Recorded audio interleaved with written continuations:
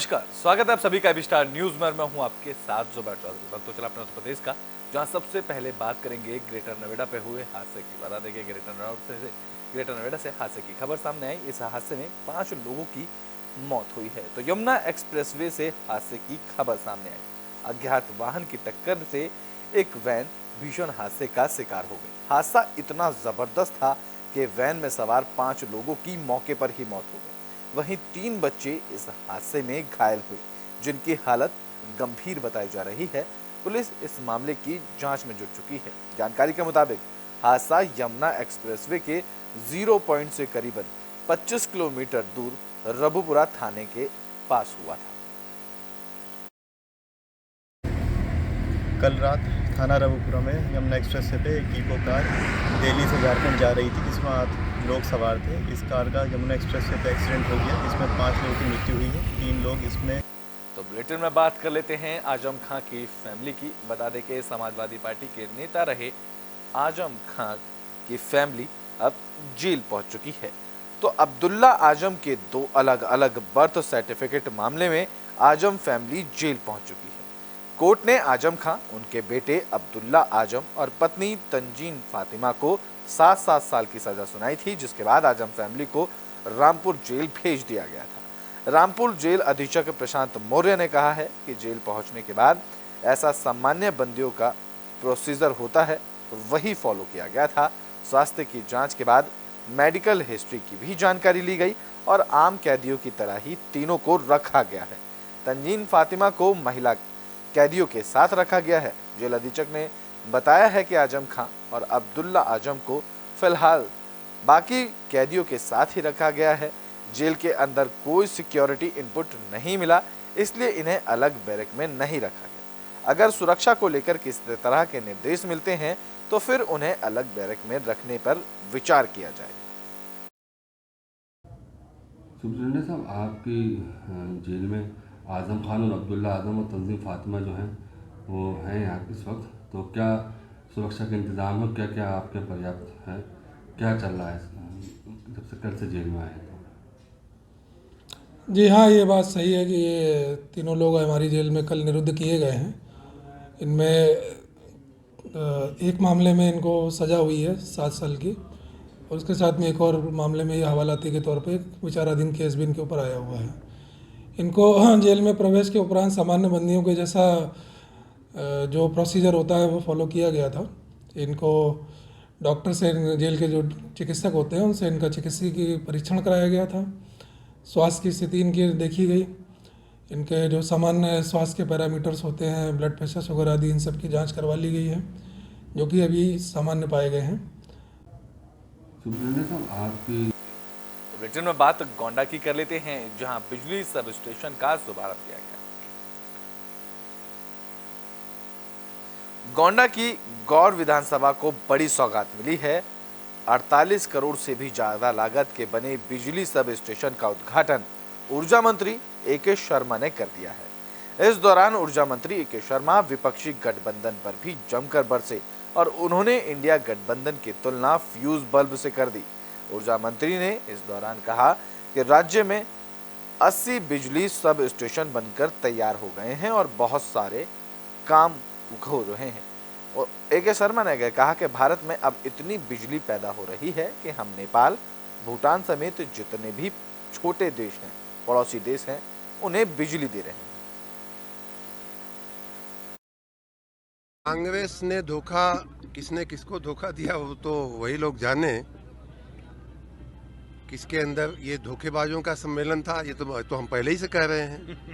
ये एक, मैं पहले भी कह चुका हूँ कि एक 28 फ्यूज बल्बों की झालर थी और जिससे कोई प्रकाश होने वाला नहीं था। अब दूसरी बात आई कि वो फ्यूज बल्ब भी आपस में धोखा दे रहे थे एक दूसरे को, तो अब ये उनके उसका है। हाँ, हमारे चूँकि हम अवध क्षेत्र में खड़े हैं तो गोस्वामी तुलसीदास जी की एक चौपाई याद आती है, जिसमें कहा गया है कि भगवान भले नरक का वास दे दें लेकिन दुष्ट का संग न दें, साथ न दें। बर भल बास नरक करताता, दुष्ट संग नहीं जनि देई विधाता। इस प्रकार जब तो बुलेटिन में बात कर लेते हैं इटावा की, जहां पुलिस लाइन में पुलिस स्मृति दिवस मनाया गया। तो देश भर में आज पुलिस स्मृति दिवस मनाया जा रहा है। इटावा पुलिस लाइन में भी इस मौके पर शहीदों को याद किया गया। बता दें कि सीआरपीएफ की एक बटालियन 21 अक्टूबर 1959 को लद्दाख में तैनात थी। लद्दाख के हॉट स्प्रिंग में तैनात जवानों पर चीन की फौज के एक बड़े दल ने हमला बोल दिया था। हमारे जवानों ने चीनी अतिक्रमणकारियों का डटकर मुकाबला करा। इस दौरान सीआरपीएफ के 10 जवान शहीद हो गए।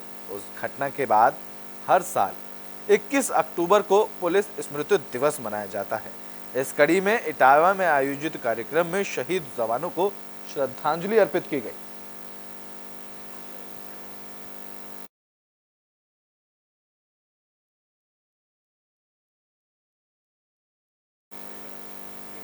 तो बुलेटिन में बात कर लेते हैं लखनऊ की, जहां सीएम योगी आदित्यनाथ ने पुलिस स्मृति दिवस पर शहीद जवानों को श्रद्धांजलि दी।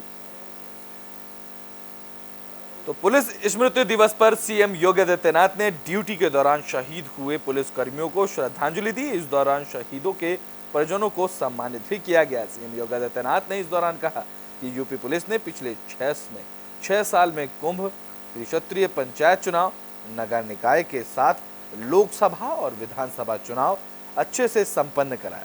कोरोना काल में भी लोगों के लिए पुलिस की तरफ से मदद की गई, जहां पुलिस की तरफ से मदद में अच्छी भूमिका निभाई गई। उन्होंने कहा कि प्रयागराज और जालौन में ड्यूटी पर तैनात 3 जवान शहीद हुए हैं।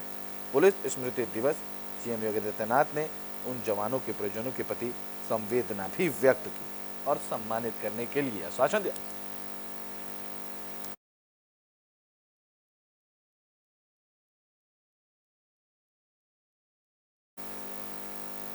बुलेटिन में बात कर लेते हैं बस्ती की, जहां बीडीओ और सचिव के पिता में नोकझोंक का मामला सामने आया। तो बस्ती में बीडीओ और सचिव के पिता में नोकझोंक का वीडियो सोशल मीडिया पर जमकर वायरल हो रहा है। यह मामला लालगंज थाना इलाके के कुदराहा ब्लॉक परिसर का है। जानकारी के मुताबिक दोनों में खाद्य वितरण को लेकर नोकझोंक शुरू हुई थी। बीडीओ पर 10,000 रुपए रिश्वत मांगने का आरोप लगा है। आरोप है कि ब्लॉक परिसर में खाद बिक्री के दौरान बीडीओ ने 10,000 रुपए की रिश्वत मांगी, जिसे लेकर सचिव के पिता की बीडीओ के साथ नोकझोंक शुरू हो गई। लोगों ने दोनों को समझा बुझाकर मामले को शांत कराया, लेकिन इसका वीडियो सोशल मीडिया पर जमकर वायरल हो रहा है।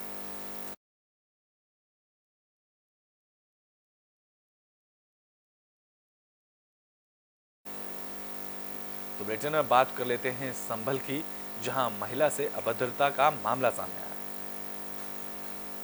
तो संभल में एक महिला की शिकायत पर पूर्व पालिका अध्यक्ष पति डॉक्टर ताहिर समेत 6 लोगों के खिलाफ मुकदमा दर्ज किया गया।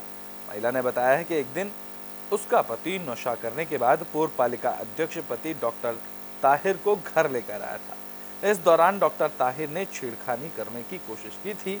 कुछ दिन बाद डॉक्टर ताहिर फोन पर भी गंदी गालियां महिला को देने लगे, जिसका ऑडियो महिला ने अधिकारियों को सौंप दिया है। महिला ने इस मामले में कई लोगों के खिलाफ शिकायत की है, जिसमें महिला का पति जुनैद अंसारी भी शामिल है। बता दें कि जुनैद अंसारी वृद्धावन सोसाइटी का मालिक है। महिला का आरोप है कि जब उसने आईजी से शिकायत की तो तुरंत डॉक्टर ताहिर और जुनैद ने अपने रसूख के चलते महिला और उसके भाइयों पर फर्जी मुकदमा दर्ज करवाया दिया था। महिला ने आरोपी के खिलाफ कार्रवाई करने की मांग की है। यास्मीन है, मेरी शादी कहाँ के रहने वाले हैं? फरीदपुर की रहने वाली हूँ, मोहल्ला मिर्दान की। और मेरा चंदोसी का है। मेरी शादी को 15-16 साल हो चुके हैं। कहाँ शादी हुई थी आपकी? मेरी फरीदपुर शादी हुई है, मोहल्ला मिर्दान से। शादी के बाद मुझे पता चला मेरे पति बुलेटिन में बात कर लेते हैं लखनऊ में सीमेंट बिल्डिंग में छापा पड़ा है और ये छापा नगर निगम की टीम ने मारा है। तो लखनऊ की समिट बिल्डिंग में नगर निगम की टीम ने छापा मारा, जिसमें क्लब बिना मानकों के चल रहे हैं। आलम यह है कि बिल्डिंग में चलने वाले 13 क्लबों के पास ट्रेड लाइसेंस ही नहीं है। जानकारी मिलने पर नगर निगम की टीम ने छापा मारा। इस दौरान केवल 3 क्लब ही ऐसे मिले जो सभी मानकों पर खरे उतरे। इसके अलावा बाकी क्लब बिना मानकों के ही चल रहे थे, जिससे नगर निगम को लाखों रुपए का नुकसान हो रहा था। नगर निगम ने 3 दिन के अंदर क्लब मालिकों को लाइसेंस का काम पूरा करने का आदेश दिया है। 3 दिन में लाइसेंस ना बनने पर क्लब को सील करने की बात कही गई है।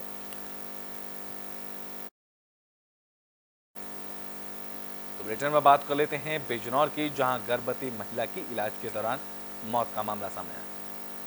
तो बिजनौर में एक गर्भवती महिला की इलाज के दौरान मौत हो गई। ये मामला नूरपुर थाना इलाके के सीएचसी का है। महिला की मौत के बाद परिजनों ने सीएचसी में जमकर हंगामा किया। परिजन डॉक्टर पर इलाज में लापरवाही करने का आरोप लगा रहे हैं। मामले की जानकारी मिलने पर पहुंची पुलिस मामले की जांच में जुट गई।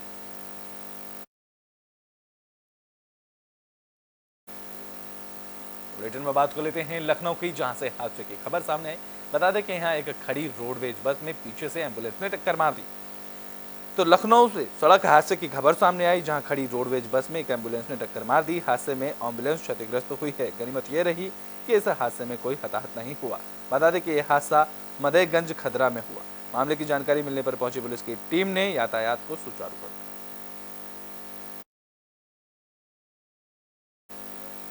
तो बुलेटिन के आखिरी में बात बदायूं की कर लेते हैं, जहां ARTO के कार्यालय में आग लगने से पूरे इलाके में हड़कंप मच गया। तो बदायूं ARTO कार्यालय में दोबारा आग लगने का मामला सामने आया, जिसकी वजह से बचे हुए रिकॉर्ड भी अब जलकर राख हो गए हैं। सूचना पर पहुंची फायर ब्रिगेड की टीम ने आग पर काबू पा लिया है। जानकारी मिली है कि आग पर काबू पाने के बाद भी बचे हुए रिकॉर्ड नहीं हटाए गए। ARTO साहब बताइएगा कि कार्यालय के रिकॉर्ड रूम में आग लग जाती है और पूरा रिकॉर्ड जल के ध्वस्त हो जाता है। क्या कारण रहे आग लगने के, अब तक जो आपने जानकारी दी है? ये शॉर्ट सर्किट से हमें अंदाज़ा है, भाई क्लियर नहीं, जब तक जांच नहीं हो जाएगी। जांच हो रही है। जांच आख्या प्राप्त होते ही जो है ये क्लियर हो जाएगा ये कैसे आग लगी है। तो लगभग कितने समय पहले ये आग लगी थी और उसके बाद कितने टाइम में फायर ब्रिगेड को सूचना दी गई? 6:30 बजे फायर ब्रिगेड को दिया गया। 10 मिनट के अंदर फायर ब्रिगेड आ गई थी और उसमें कार पे पूरी आग पर काबू पाया गया। तो क्या आग बुझाने के यंत्र कार्यालय पर पर्याप्त मात्रा में नहीं थे? ये 2 लगे हुए हैं। उस समय सवेरे जो है एक गार्ड था यहाँ अंकित यादव और वो पूरा था। तो क्या गार्ड को जानकारी नहीं थी कि आग कैसे बुझाई जाती है? यहाँ कोई जो हमारे यहाँ कोई स्टाफ तो है नहीं, कोई चपरासी है नहीं, इसलिए उन्हीं के सहारे रात में रहता है।